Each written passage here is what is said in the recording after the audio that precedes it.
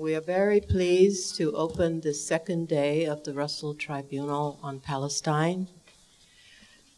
We have many wonderful speakers to bear witness and to speak to us.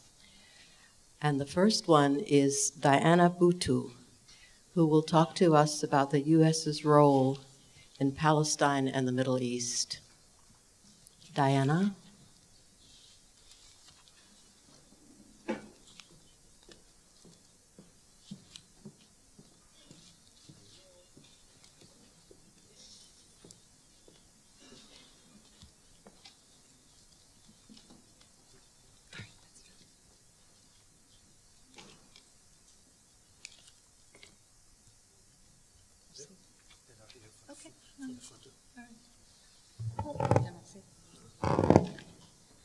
Good morning, everyone. Good morning to the honorable members of the jury. I've decided this morning to deviate away from the written comments that I had initially provided, and instead just try to give some testimony in terms of what is going on and how the U.S. is affecting Palestine and undermining Palestinian rights.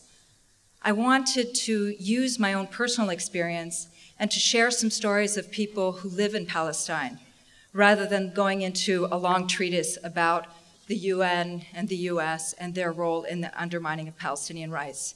Yesterday we had a very wonderful session in which we heard a lot about the UN and its abdication, the abdication of its role.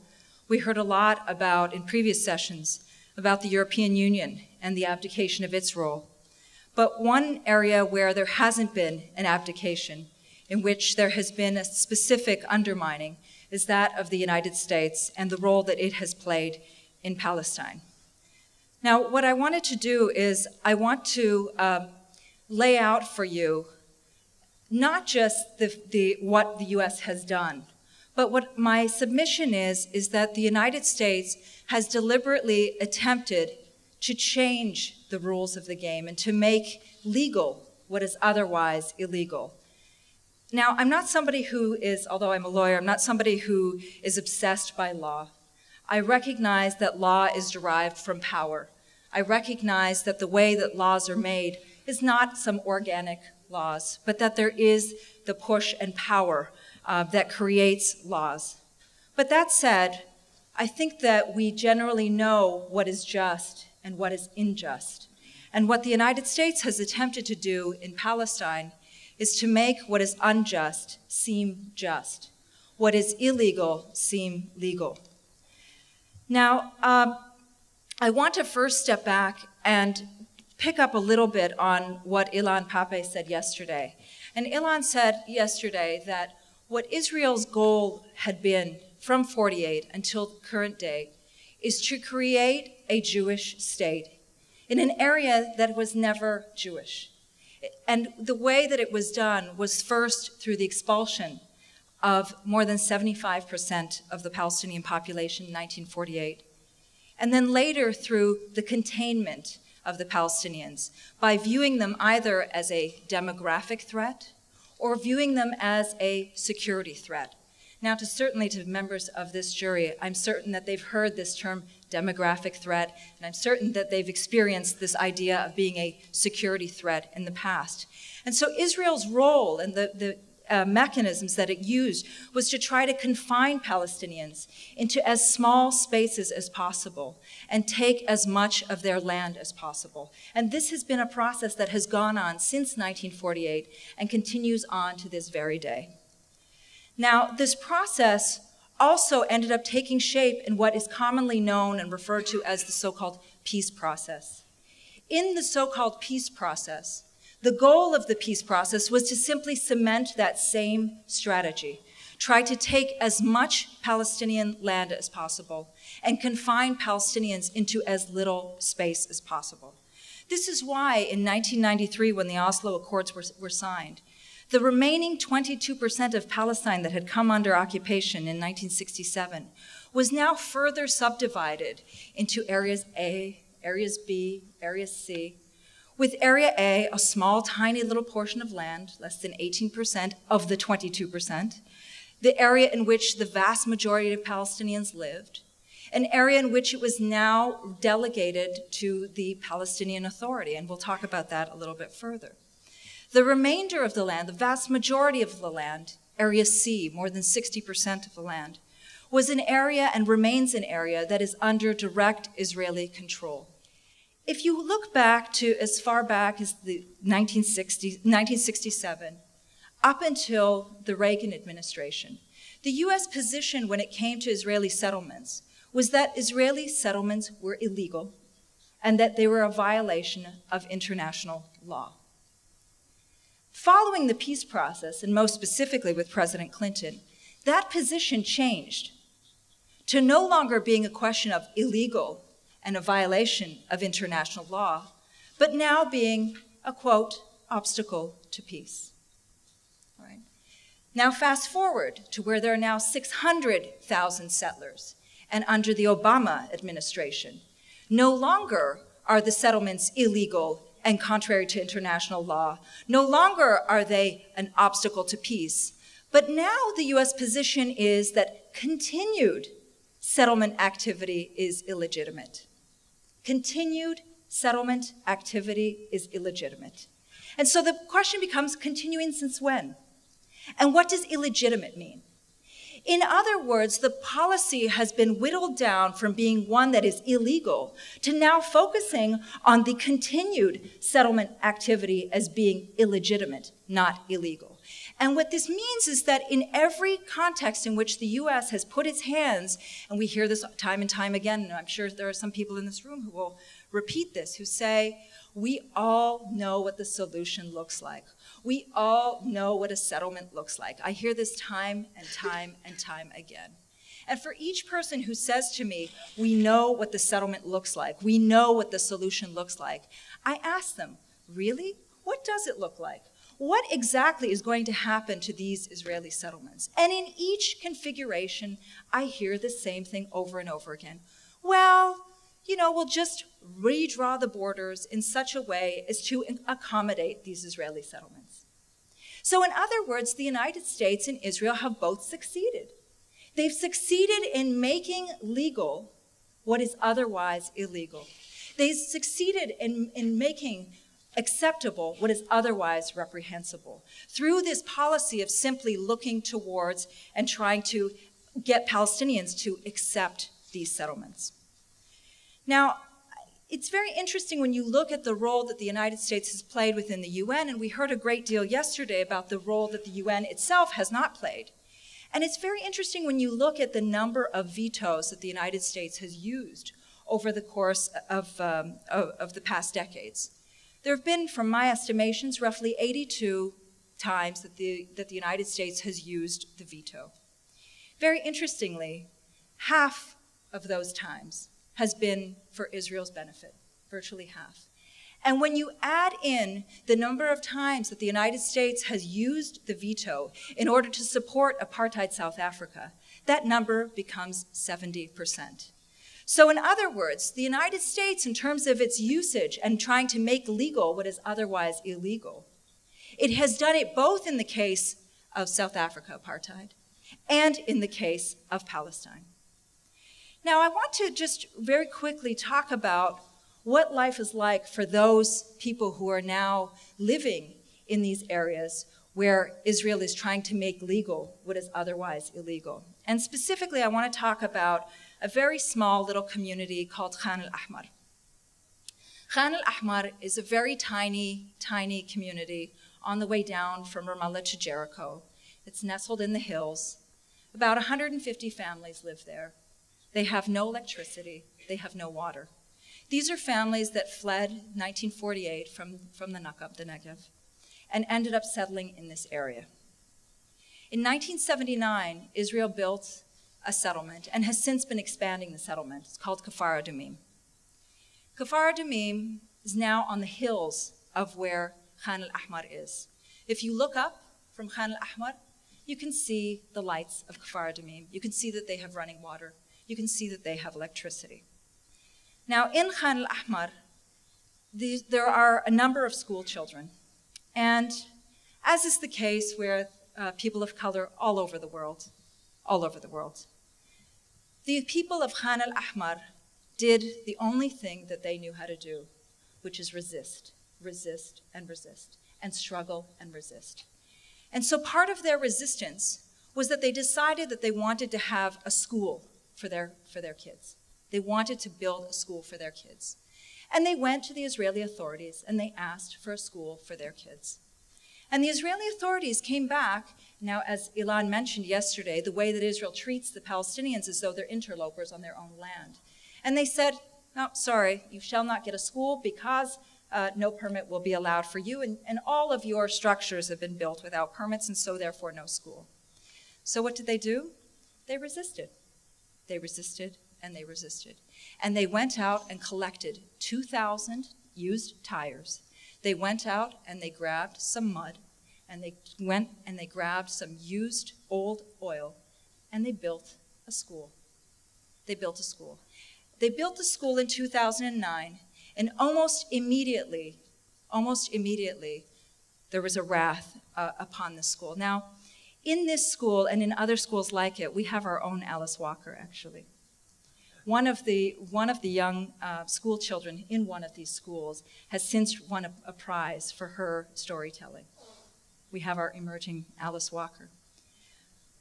But, as is the case with all things that are interlopers, very quickly, the school received a demolition order.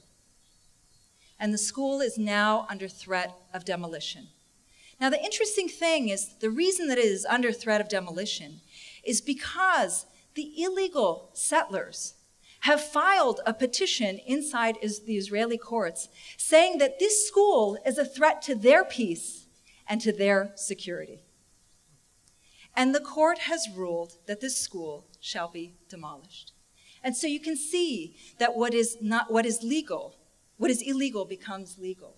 You can see this perversion of justice, that what is illegal becomes legal. And this is the way the United States has operated in terms of Palestine. Now, I can go in further and talk about the military aid and talk about the military assistance and so on, but I know that we're going to have a person who's much more distinguished and much more esteemed on this, speak on this subject. So instead, I want to look again at how the United States has aimed to make legal what is otherwise illegal.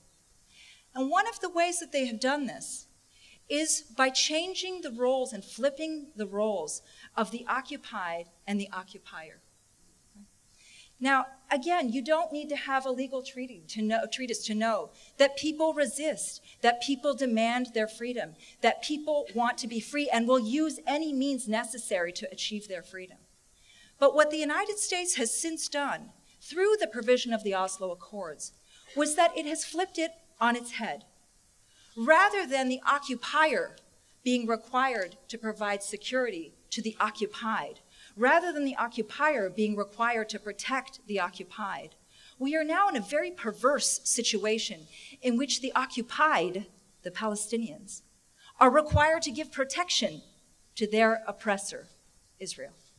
And this is what has happened through the construction of the Palestinian Authority, through the way that the Palestinian Authority has operated, through the fact that the majority of the money that the Palestinian Authority gets is for the provision of security. In fact, more money goes towards the Palestinian Authority's Ministry of Security than goes to education and health combined.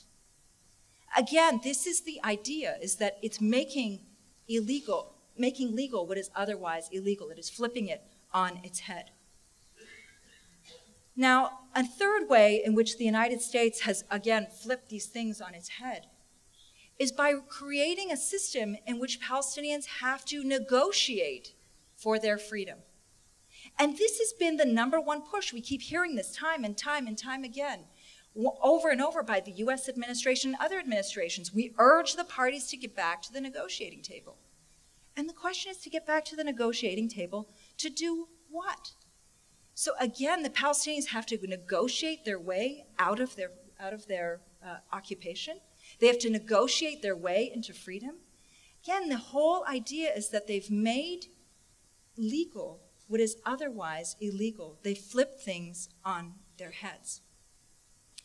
Now, I know that I'm running out of time, and I want to leave questions for I actually want to hear more from the jury than anything else. But I want to very quickly just end with another very small anecdote. Just 2 nights ago, I had the pleasure of being with many distinguished members of the jury at an event in which Suhair Hamad thanked the Russell Tribunal on Palestine for bringing Palestine to the United States. And I share her thanks, and I want to express my thanks. But I also want to end with a small story. In 2005, when I was living in the Gaza Strip, I managed to go visit a woman who was the mother of a young Palestinian boy who was killed in September, end of September 2000. This young boy's name was Mohammed al-Durra. He was killed in front of cameras. His killing was caught live on tape, killed by the Israeli army. And 2005 was the time in which the Israelis were pulling out of the Gaza Strip. And I went to visit her. She just had a 6-month-old baby. And I asked her what she was feeling now that the Israelis were supposedly pulling out of the Gaza Strip. And of course, she was very sad. She lost her son, obviously. But she had this new baby. And she turned to me and she said, "My dream for this child is that she's going to finally open up her eyes one day and look up and never see the Israelis and never see the Americans in her life." That was in 2005. My final trip down to the Gaza Strip, I've since not been allowed to go in to the Gaza Strip, was in 2007. And I went back down to her to see her. And I asked her how her now 2-year-old daughter was doing. And she said to me, "It was a dream that my child wake up, but I think it was simply a dream." And so what I want to say is that just in the same way that I'm very thankful that that the Russell Tribunal on Palestine managed to bring Palestine to the United States, it's my dream, and I know the dream of this mother, that we finally get the United States and Israel out of Palestine. Thank you.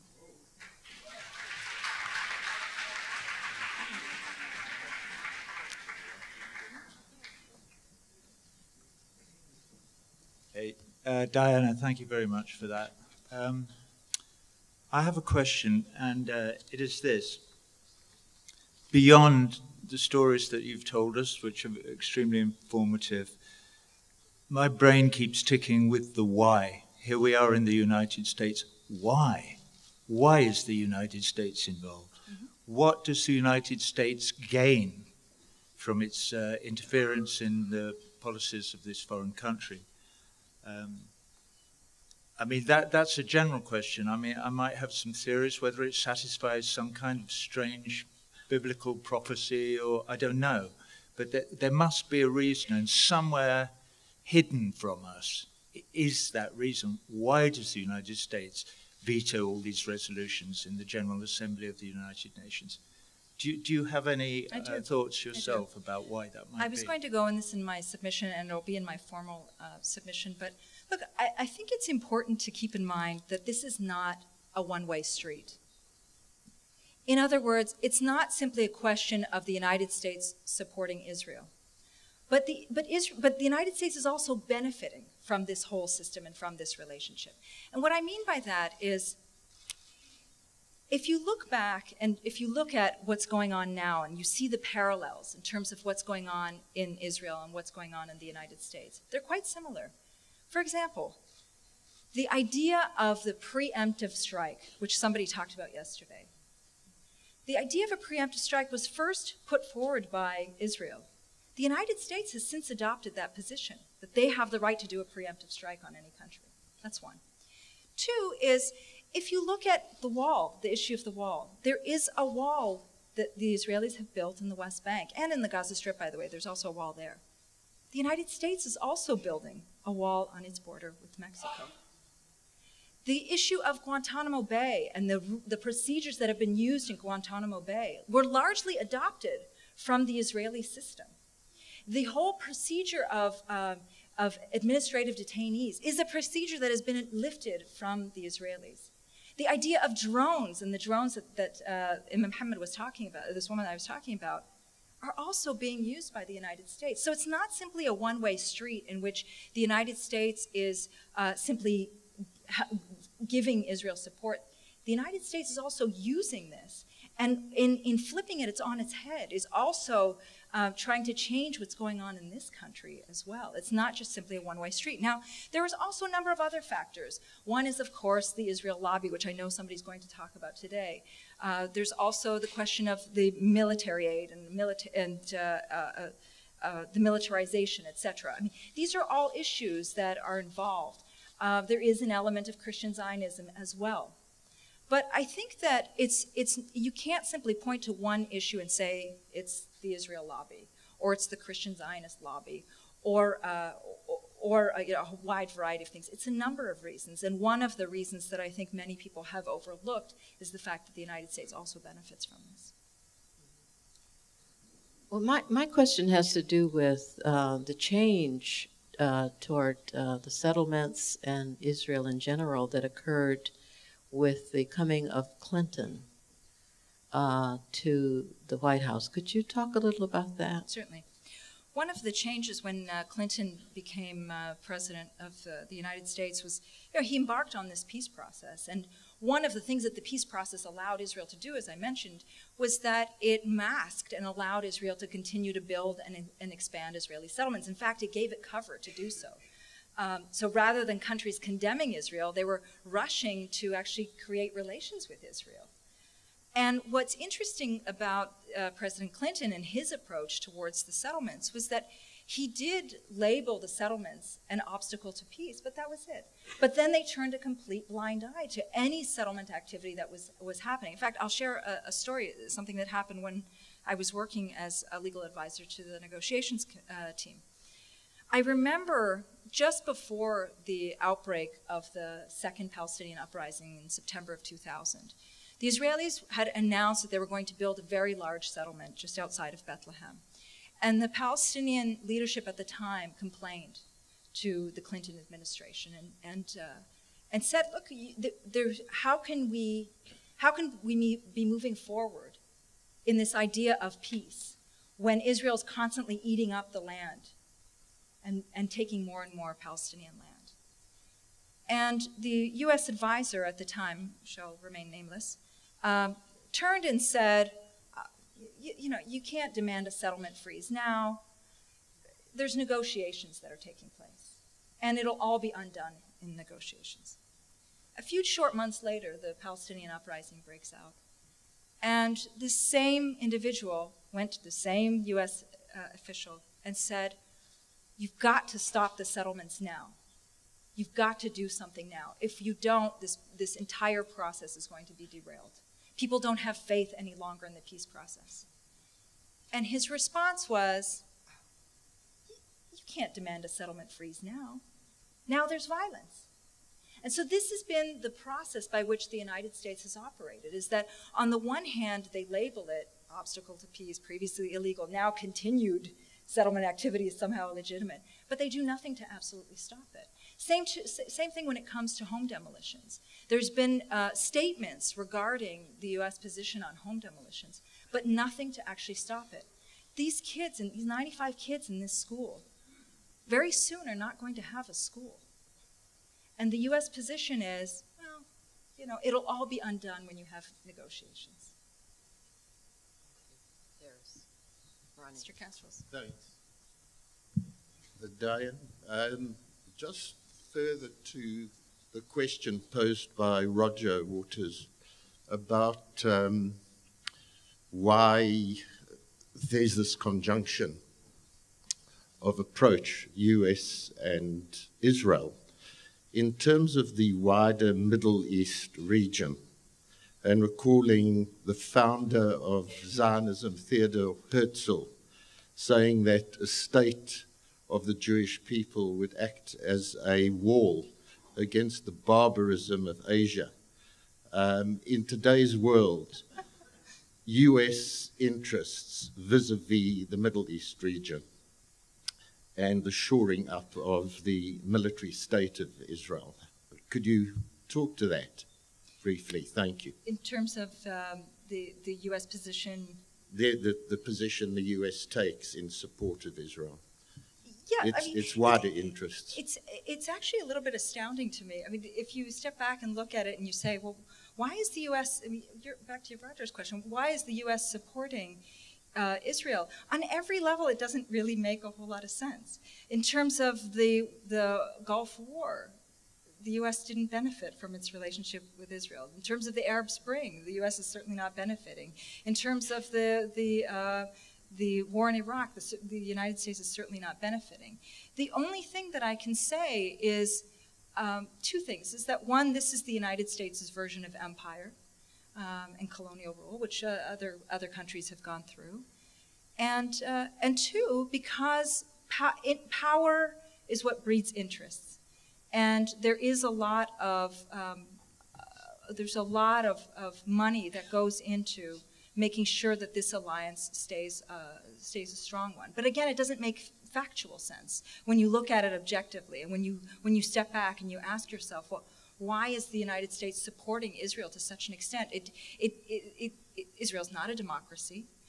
It stands against the principles that the United States purportedly stands for, and it just simply doesn't make sense.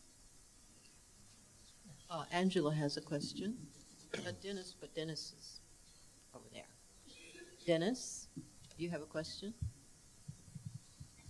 Is it my understanding that some form of pledge by anybody in the United States who is running for Congress, either the congressional side or the Senate side, that there is some form of pledge that they sign, and by signing it they will receive or is there some cash related to that pledge, in getting that their campaign would be rewarded some way with some financial some finances?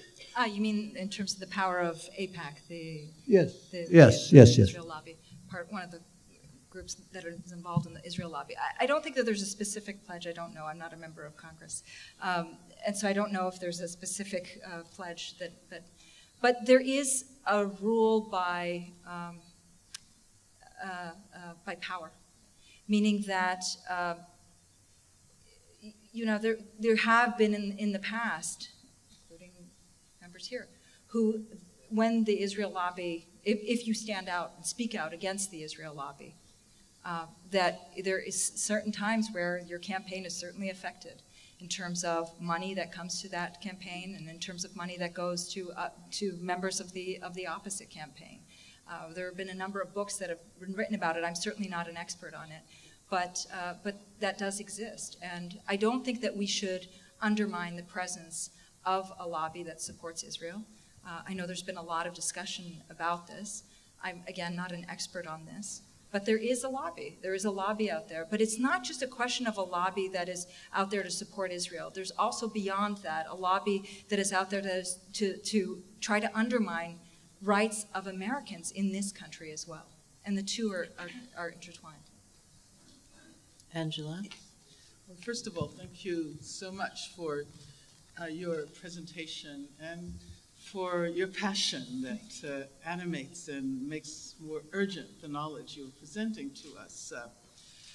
I'm interested in asking you to respond to the question of how to begin to address the contradictions that are evident in the positions of those who are not afraid to challenge U.S. foreign policy in other parts of the world, yet assume that the relationship to Israel is sacrosanct. And of course, you pointed out that Israel is profoundly undemocratic, structurally undemocratic, yet it has the reputation for being the outpost of democracy in the Middle East. And particularly when it comes to issues like women's rights and LGBT rights, there's this whole pink-washing process that persuades people somehow that this most undemocratic country is so profoundly democratic. And it seems to me that in order to place the kind of pressure on the U.S. that might lead to some changes in that policy, we have to address the point that you were making, how the U.S. benefits from this unholy alliance with Israel. And that requires us also to think about the extent to which the U.S. is profoundly undemocratic. So it seems as if there's a dialectic here that somehow we have to use in a way that is productive. We have to make the contradictions productive. And I was wondering if you had any ideas on how we might move in a way that would allow us to effectively put pressure on the U.S. Well, I want to step back for just a second and look at why that's the case. I think the why is because we fundamentally want to believe that there is a system in place, and we believe in systems that are in place. And so, one thing that's, I'm just going to try to relate it to some of the settlements and the way that the settlements are built and expanded. There is a body of law in Israel that surrounds the issue of the construction of Israeli settlements. Again, these are all illegal. They're all illegal, right? But because there's a system that exists, this system defines what is legal and defines what is illegal. So ironically, in the West Bank, you've got things such as legal outposts and illegal outposts, when in the superstructure, they're all illegal. But rather than us looking at the superstructure, we tend to myopically focus on the small structures and think that this is the way, if we just focus on these small structures, then it looks as though there's a system. And it does look like there's a system. I mean, there is a system in which you go and you apply for a permit. There is a system in which permits are accepted or rejected. There's a hearing process and so on and so forth, right? But in this superstructure, it's entirely illegal. And this is the way that people who support Israel have looked to Israel. They look at Israel and they say, well, it looks like a democracy. It is a democracy in this small segment, which is it's a democracy for its Jewish citizens. But it's as Azmi Bashar once said, it's a democracy for its Jewish citizens, and it's a Jewish state for its Arab citizens. Okay? And that's the problem, is that we focus on this small structure. And in focusing on the small structure, we say, oh, well, this looks okay, this looks okay. But when you step back and you look at the bigger picture, obviously there's a problem. And I think that in terms of reaching out to other activists, it's that we haven't done a good enough, and I'm hoping this tribunal will do this, we haven't done a good enough job at stepping back and not just focusing on these tiny little issues, but looking at the picture as a whole. We haven't really gone through this process. There hasn't been a process in which this is articulated as an anti-colonial struggle. And that's one, or an anti-apartheid struggle. It's coming out, it's emerging, obviously, but instead it's been mostly a question of quote-unquote conflict resolution. And that's, I think, one of the major problems, is that we have to step back and start looking at this in this broader structure. Listen, I think we're running out of time. Diana, thank you so much for your remarks. It's been great. May I say something, please? Even though we're out of time. I think Dennis opened up a matter with which I have personal experience. And so for the purpose of making it clear that what we're talking about here is U.S. policy that is made by U.S. members of Congress, U.S. elected officials, and our president. And there is a process by which people are selected to receive resources for their political campaigns, and in the process of doing so, have an increased chance of being able to cast a vote, yes or no, on particular resolutions that arise in the Congress. And as a result of the process of sifting through candidacies, which is what the pro-Israel lobby does in this country, then there's no better situation to be had as when a particular resolution arises in Congress and you've got yes votes coming from both the Democrats and the Republicans, because you fixed the system before the people ever had a chance to select the representative.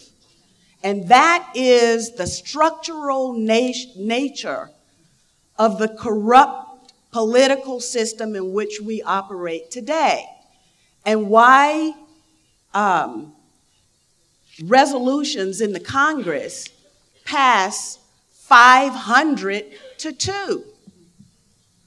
There's a reason for this, and we cannot turn a blind eye or say it's not important. Just read the book from Paul Finley, who lays it out.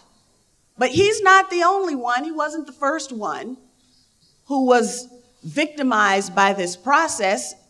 And as long as this process is in place and the people refuse to counter-organize around and against this kind of intrusion into their voting rights, he won't be the last, or I won't be the last, because it's exactly the experience that I have had trying to represent my constituents in Georgia, and that caused people to say, what does Stone Mountain, Georgia have to do with Israel?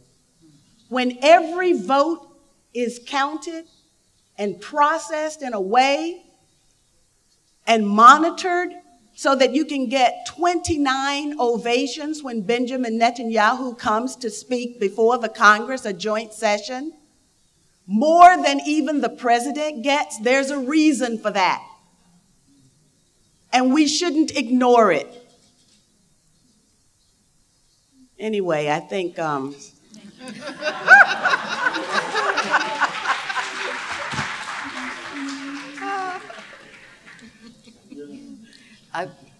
Cynthia, are you done? I know you're not, but it's okay. We have to move on. Thank you so much. Get in there. Thank you.